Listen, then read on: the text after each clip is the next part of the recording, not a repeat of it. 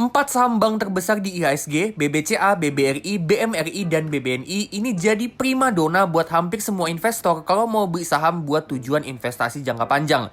Nah, di video kali ini kita bakalan bahas gimana sih prospek dan masa depan saham BBCA, BBRI, BMRI, sama BBNI. Tapi sebelum kita mulai, jangan lupa subscribe dan tekan lonceng notifikasi supaya kalian up to date terus sama channel Todopedia. Oke, yuk langsung aja kita mulai.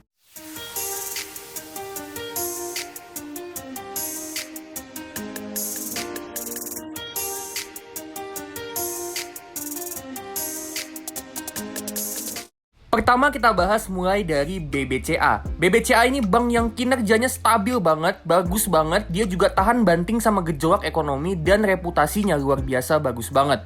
Karena BBCA ini reputasinya bagus banget, dia udah punya nama, itu ngebuat kebanyakan orang tanpa perlu diajak dan tanpa perlu disuruh, dia akan simpan duitnya di rekening BCA. Itu ngebuat BBCA punya uang simpanan yang cukup banyak untuk disalurin jadi pinjaman atau kredit. Plus dia juga bisa dengan mudah numbuhin pinjaman yang disalurin ke masyarakat. Nah, ini kelihatan jelas banget dari jumlah kreditnya BBCA yang mengalami pertumbuhan yang konsisten banget dalam beberapa tahun terakhir. Nah, jadi ini cara yang paling natural untuk suatu bank itu bisa numbuhin pendapatan sama labanya di masa depan, yaitu dengan numbuhin kredit yang disalurin dari tahun ke tahun. Jadi dengan BBCA ini pinjamannya masih terus tumbuh, dia masih punya potensi untuk numbuhin pendapatan sama labanya untuk kedepannya. Terus juga di sini kita lihat kalau BBCA ini punya rasio loan to deposit 67,4%. Ini lebih rendah dari bank besar yang lain yang ada di sekitaran 80%. Artinya apa? Artinya dari semua dana simpanannya BBCA, dari semua dana nasabah yang punya rekening di BBCA, itu cuma 67% yang disalurin ke pinjaman. Sedangkan sisanya 32,6% itu ibaratnya masih uang nganggur. Nah, 32% uang nganggur ini kan bisa dipakai untuk disalurin ke kredit dan numbuhin kreditnya BBCA secara signifikan, lebih signifikan dari bank lain yang loan to depositnya ada di 80%-an. Dan ini pertanda kalau BBCA ini sebenarnya masih punya potensi pertumbuhan yang bagus banget dalam jangka panjang dan lebih bagus dari bank besar yang lain. Nah, tapi BBCA ini nggak sekedar numbuhin kredit aja, tapi dia juga terus ngelakuin digitalisasi lewat anak usahanya, yaitu Bank BCA Digital atau Blue. Dimana di Blue ini layanan keuangannya itu lengkap banget. Ketika nasabah daftar, nasabah itu langsung disuguhin sama banyak fitur. Mulai dari nabung, investasi, ada asuransi juga, dan ada extra cash yang mana ini merupakan pinjaman konsumernya Blue. Nah, tentunya BBCA ini mau supaya Blue ini punya ekosistem digital yang lengkap. Sehingga ketika nasabah ada di dalam aplikasi Blue, di situ dia udah dapat layanan perbankan yang lengkap yang ngebuat nasabah itu nggak mau keluar lagi ke aplikasi lain atau ke bank lain. Dengan layanan perbankannya yang lengkap, plus pembukaan rekeningnya bisa secara online, itu bisa ngebantu pertumbuhan kredit dan dana tabungan. Karena untuk buka rekening tabungan dan ngambil pinjaman itu bisa lebih gampang, bisa secara online kapan aja dan di mana aja, nggak perlu ke kantor cabang. Dan kalau kreditnya bisa tumbuh, maka itu juga bisa ngegenjot pertumbuhan pendapatan bunga dan pertumbuhan laba. Terus dengan layanannya lengkap, itu juga bisa berpotensi memperbesar pendapatan non-bunga lewat fee transaksi atau pendapatan fee dari layanan yang lain. Jadi overall BBCA ini punya potensi pertumbuhan yang bagus banget untuk kedepannya. Mulai dari pertumbuhan kredit sampai digitalisasi. Dan kalau ini bisa dimaksimalin sama BBCA, maka pertumbuhan BBCA kedepannya bisa makin kencang. Tapi satu hal yang perlu kita ingat kalau BBCA ini bank yang ukurannya udah gede banget. Dan makin gede suatu perusahaan, pertumbuhannya itu akan makin lambat. Jadi meskipun prospeknya masih bagus, sebaiknya kita jangan terlalu optimis sama BBCA karena dengan ukuran yang udah gede, bukan nggak mungkin kedepannya pertumbuhannya bakalan melambat. Nah, harga wajarnya saham BBCA ini udah kita bahas di video sebelumnya, ada di 8.300 sampai 8.400. Jadi di harga 8.900 ini menurut gua masih overvalue untuk saham BBCA. Jadi meskipun prospeknya bagus banget di harga sekarang, ini masih belum menarik. Oke, next kita ke BBNI. BBNI di sini kita lihat untuk jumlah loan atau kreditnya ini ngalami kenaikan yang konsisten banget dalam beberapa tahun terakhir dan ini tren yang bagus. Artinya BBNI ini masih bisa terus numbuhin pendapatan sama labanya untuk kedepannya. Nah, tapi di sini kita lihat untuk tahun 2021 kreditnya BBNI ngalami penurunan. Nah, fakta menariknya ini bukan karena pandemi Covid, tapi ini karena efek BBNI yang lepas BNI Syariah untuk gabung jadi Bank Syariah Indonesia atau BSI. Dan setelah itu BSI ini jadi anak usahanya Bank Mandiri. Nah, setelah merger jadi Bank Syariah Indonesia, BBNI sendiri ini masih pegang kepemilikan dari saham Bank Syariah Indonesia atau BRIS itu sekitaran 23-24% kepemilikan. Dan kalau BRIS ini bisa terus tumbuh, harga sahamnya bisa tumbuh, labanya tumbuh, dividen yang dibagi juga tumbuh, itu masih bisa nguntungin BBNI. Jadi BBNI ini masih bisa dapat keuntungan dari capital gain sama dividen dari saham BRIS. Nah, tapi masih terkait BRIS, BBNI ini kedepannya ada rencana kalau dia bakalan keluar dari BRIS alias BBNI ini mau jual semua saham BRIS yang dia pegang itu ke investor lain. Nah, kenapa sih BBNI ini mau keluar dari BRIS? Kita belum tahu alasan persisnya, tapi kalau menurut gua alasannya itu bisa jadi karena mereka ngelihat ada potensi investasi yang jauh lebih menguntungkan ketimbang mereka hold saham BRIS. Jadi BBNI ini punya rencana untuk ngejual saham BRIS, jadi dia mau take profit dari saham BRIS, terus uang hasil take profit itu mereka pakai untuk diputerin atau diinvestasiin ke hal lain. Potensi investasi yang gue maksud adalah Hibank. Hibank atau yang dulu namanya Bank Mayora, ini bank digital yang jadi anak usahanya BBNI yang fokus untuk nyalurin kredit ke UMKM. Hibank ini menurut gue bisa jadi katalis pertumbuhan yang cukup bagus buat BBNI ke depannya karena dia bisa jadi perpanjangan tangannya BBNI untuk nyalurin kredit ke segmen UMKM. Jadi karena kredit UMKM udah dihandle sama Hibank, BBNI udah nggak perlu lagi numbuhin kredit UMKM yang dia punya dan tinggal fokus ke segmen utamanya yaitu korporasi. Dan Hibank ini juga bisa jadi salah satu cara BBNI untuk numbuhin net interest margin atau NIM. Karena segmen UMKM ini segmen yang cenderung punya bunga pinjaman yang tinggi. Dengan NIM-nya naik, tentu itu bisa memperbesar pendapatan bunga. Jadi Hibank ini bisa kasih potensi pertumbuhan yang cukup besar buat BBNI ke depannya. Tapi kita perlu ingat kalau yang namanya segmen UMKM, terutama segmen mikro, ketika Hibank ini mau masuk ke segmen itu, dia harus berhadapan sama raksasa mikro yaitu BBRI.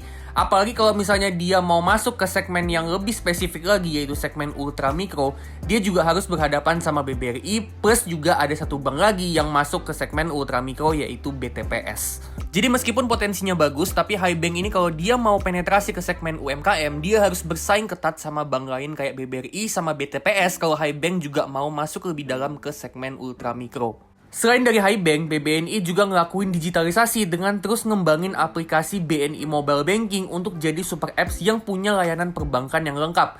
Mulai dari pembukaan rekening secara online, bisa bikin kartu debit dan kartu kredit secara online, bisa ngelakuin pembayaran untuk kebutuhan sehari-hari, terus juga ada pinjaman digital, dan juga ada layanan investasi. Terus BBNI ini nerapin sistem open banking, di mana BBNI membuka akses layanan perbankan secara digital ke para partnernya BBNI yang rata-rata itu perusahaan e-commerce dan fintech.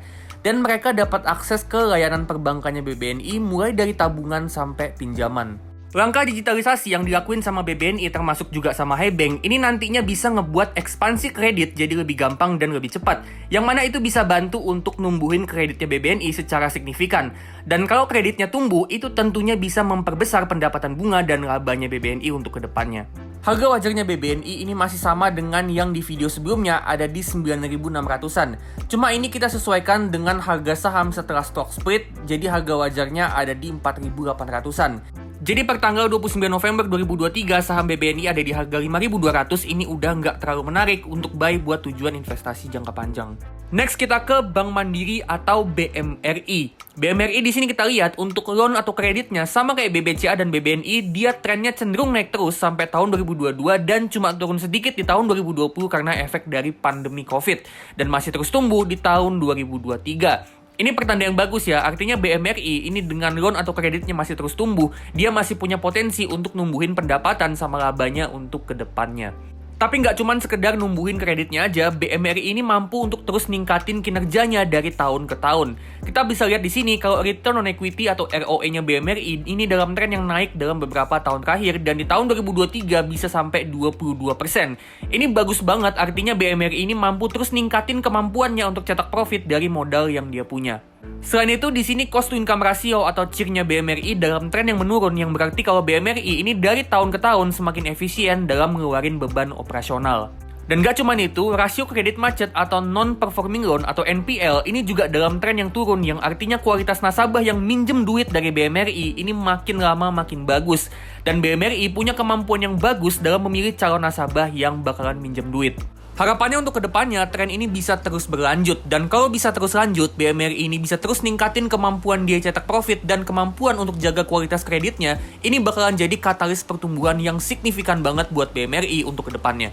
Selain kinerjanya yang meningkat, katalis pertumbuhan berikutnya adalah dari Bank Syariah Indonesia atau BSI sebagai anak usahanya BMRI. BSI atau BRIS ini dalam 2 tahun terakhir berhasil numbuhin pendanaan syariah, pendapatan, dan laba bersihnya secara cukup signifikan dan kinerjanya juga mengalami peningkatan. Terbukti dengan return on equity yang meningkat, tingkat pendanaan macet atau NPF yang menurun, dan cost to income ratio yang juga menurun.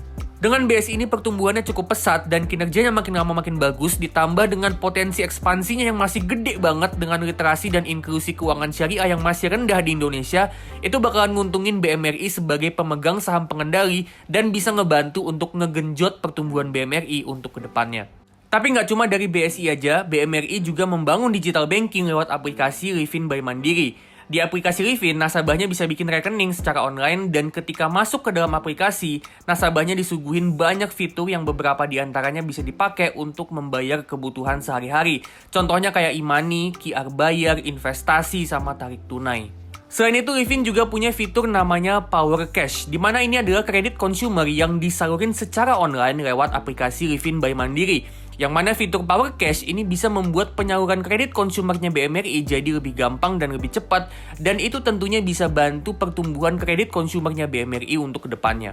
Terus di dalam Livin juga ada namanya Suka, di mana ini adalah fiturnya Livin by Mandiri yang fokus ke pembayaran untuk kebutuhan lifestyle dan transportasi. Kayak pesen tiket pesawat, pesen tiket kereta api, nyicil otomotif, dan masih banyak lagi fiturnya Suka. Jadi bisa dibilang BMRI ini terus ngembangin aplikasi Livin by Mandiri untuk jadi super app yang fasilitasnya lengkap banget, di mana pembayaran untuk semua jenis kebutuhan bisa dilakukan di dalam aplikasi Livin by Mandiri. Dan dengan fiturnya lengkap, nasabah bisa makin betah untuk ada di dalam aplikasi Livin by Mandiri. Dan kalau nasabahnya makin betah ada di dalam aplikasinya, maka makin besar potensi keuntungan yang bisa diambil dari tiap nasabahnya. Baik itu keuntungan dari segi bunga kredit maupun itu keuntungan dari pendapatan fee. Selain dari Livin, BMRI juga punya platform digital namanya Kopra, yang mana ini platform untuk nasabah korporasi yang minjem duit dari BMRI. Lewat Kopra, nasabah bisa dengan lebih mudah mengatur dan memonitor keuangan perusahaan. Dan di dalam Kopra, nasabah juga dibantu dengan data analytics dan artificial intelligence untuk membantu ngatur keuangan perusahaan dan membuat keputusan bisnis. Jadi overall, digital bankingnya BMRI lewat Livin by Mandiri sama Kopra ini nggak cuma sekedar bisa kasih potensi pertumbuhan yang besar buat BMRI, tapi juga BMRI ini mau kasih value yang lebih untuk membantu nasabah yang minjem duit dari BMRI untuk ngelola keuangannya. Overall dengan kinerjanya yang meningkat, ditambah pertumbuhan BSI sebagai anak usaha yang tumbuhnya signifikan, ditambah lagi dengan digital banking, menurut gue BMRI ini punya potensi pertumbuhan yang besar untuk kedepannya, dan bisa dibilang yang paling besar dari semua perbankan The Big Four. Nah, saham BMRI ini harga wajarnya ada di 7.200. Jadi di harga sekarang, tanggal 29 November 2023 ada di harga 5.850, ini ada di margin of safety sekitaran 15-20%. Terakhir kita ke saham BBRI. BBRI di sini kita lihat tren pertumbuhan kreditnya bagus banget, konsisten banget dari tahun ke tahun, dan di tahun 2023 ini juga masih terus tumbuh. Artinya sama kayak 3 bank yang lain, BBRI ini juga masih punya potensi untuk numbuhin pendapatan bunga dan labanya untuk kedepannya. Bicara soal pendapatan bunga, selain BBRI bisa numbuhin jumlah kredit yang dia salurin, BBRI ini sebagai perbankan spesialis mikro, beberapa tahun terakhir juga bisa memperbesar kredit mikro mereka secara signifikan yang ngebuat porsi kredit mikronya BBRI makin lama makin besar.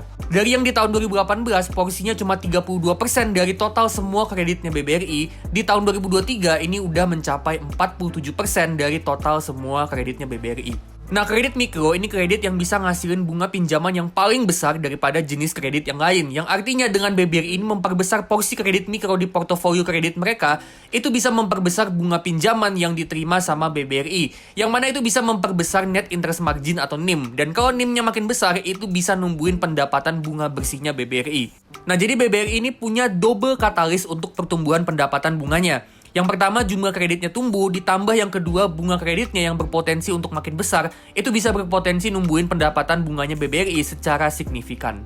Nah, untuk labanya sendiri, beberapa tahun terakhir juga konsisten tumbuh terus dan cuma drop di tahun 2020, dan itu pun pengecualian ya, karena ada efek dari pandemi COVID-19 yang ngebuat BBRI ini harus ngeluarin biaya pencadangan yang gede.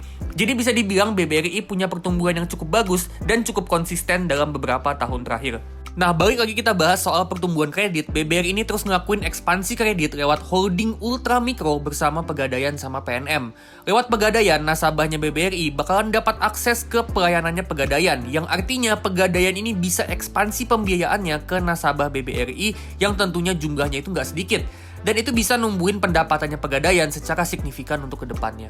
Sedangkan untuk PNM, dia ini bakalan jadi perpanjangan tangannya BBRI untuk ekspansi kredit ke segmen ultra mikro. Yang mana segmen ultra mikro ini kebanyakan masih belum disentuh sama bank atau sebutannya itu unbankable. Jadi potensi pertumbuhannya PNM ini masih cukup besar buat BBRI. Nah, di sini kita lihat pertumbuhan loan atau pinjamannya Pegadaian tumbuh 17% year on year dan laba bersihnya tumbuhnya 35% year on year. Terus untuk PNM, pinjamannya tumbuh 11% year on year dan laba bersihnya tumbuhnya sampai 63% year on year. Jadi ini pertumbuhan yang cukup masif selama 2 tahun pertama Pegadaian dan PNM jadi bagian dari BBRI. Dan di sini kita bisa lihat kalau kontribusi laba bersih dari Pegadaian dan PNM ini sampai lebih dari 80% dari total semua laba bersih dari anak usahanya BBRI. Dan total laba bersih yang disumbang anak usahanya BBRI itu sebesar 5,2 triliun. Yang mana kalau dari laba bersih BBRI tahun lalu sebesar 51 triliun, itu sumbangannya sekitaran 10%. Dan kalau Pegadaian dan PNM kontribusinya 80%, berarti kontribusi Pegadaian dan PNM terhadap total laba bersihnya BBRI itu sekitaran 8%. Yang mana itu porsi yang cukup besar dan efeknya cukup signifikan untuk laba bersihnya BBRI. Jadi overall Pegadaian dan PNM ini menurut gue bisa kasih potensi pertumbuhan yang masif buat BBRI. Selain Pegadaian sama PNM, BBRI ini juga sama kayak 3 bank yang lain, dia juga terus ngembangin digital banking lewat aplikasi Brimo sama Brispot. Dengan pembuatan rekening dan pengambilan pinjaman bisa secara online, Brimo dan Brispot ini bisa ngebantu BBRI untuk numbuhin dana tabungan terutama dana murah atau CASA, dan juga numbuhin kredit yang disalurin BBRI untuk kedepannya. Terus juga lewat Brimo dan Brispot ini BBRI bisa punya ekosistem digital yang luas di mana di dalamnya nasabah bisa ngelakuin banyak transaksi dan banyak pembayaran, dan dari transaksi-transaksi dari pembayaran-pembayaran itu BBRI bisa dapat pendapatan tambahan dari yang namanya transaction fee. Dan potensi pertumbuhan yang terakhir untuk BBRI datangnya dari saham BRIS, di mana BBRI ini masih pegang 15% dari kepemilikan di saham BRIS atau Bank Syariah Indonesia. Dengan BRIS ini yang masih punya potensi untuk terus tumbuh, laba dan dividennya masih bisa tumbuh, itu juga bisa numbuhin capital gain dan dividen yang diterima BBRI dari BRIS. Tapi BBRI ini sama kayak BBNI ya, dia juga ada rencana mau keluar dari BRIS, alias BBRI ini ada rencana untuk jual semua saham BRIS yang dia punya. Alasannya kenapa kita belum tahu, tapi kalau menurut gua bisa jadi karena BBRI ini nganggep kalau dia tetap pegang saham BRIS, keuntungan investasinya nggak bakalan seberapa. Dan bisa jadi dia juga nemu peluang investasi yang baru yang bisa kasih keuntungan yang lebih besar daripada sekedar ngehold saham BRIS. Saham BBRI ini harga wajarnya masih sama dengan yang di video sebelumnya, ada di harga 5.800-an. Yang mana di harga sekarang di 5.300-an ini masih sedikit under value dengan margin of safety yang tipis. Oke, jadi itu dia prospek dan masa depan dari perbankan The Big Four. Overall, empat-empatnya punya potensi pertumbuhan yang bagus buat kedepannya, tapi kalau gue harus pilih salah satu, maka menurut gue dari 4 bank ini, BBCA yang prospeknya paling bagus dan potensi pertumbuhannya yang paling besar untuk kedepannya. Kenapa? Karena dengan loan to deposit rasionya BBCA yang masih cukup kecil, BBCA ini masih punya potensi yang gede untuk ekspansi kreditnya dan numbuhin pendapatan sama labanya. Nah, gimana menurut kalian tentang prospek dan masa depan dari perbankan The Big Four? Kalau kalian ada opini lain, silahkan share di kolom komentar. Kalau kalian suka videonya, klik like, share ke teman kalian, dan kalian juga bisa kasih super thanks untuk ngebantu channel ini terus tumbuh. Disclaimer ya, ini bukan perintah jual beli, tapi cuma analisa aja. Keputusan balik lagi ke tangan masing-masing dan tetap do your own research. Oke, kalau gitu gue pamit dulu dan sampai ketemu di video selanjutnya.